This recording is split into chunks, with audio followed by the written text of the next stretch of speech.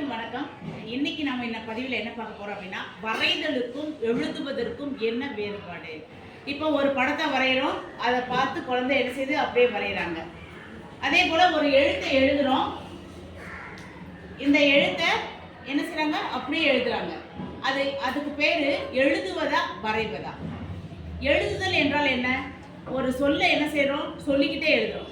கப்பல் அப்படின்னு ஒரு சொல் இருக்கு. நம்ம என்ன செய்றோம், கா இப் பா எல் கப்பல் அப்படின்னு சொல்லிக்கிட்டே எழுதுறோம்.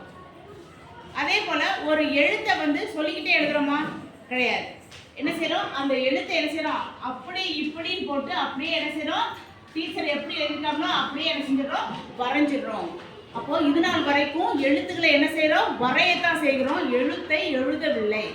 அப்போ எழுத்தை எழுதணும்னா என்ன செய்யணும், சொல்லிக்கிட்டே எழுதணும். ஒரு எழுத்தை சொல்லிக்கிட்டே எழுதுனாதான் அதுக்கு பேர் எழுத்து அப்படின்னு பேர்.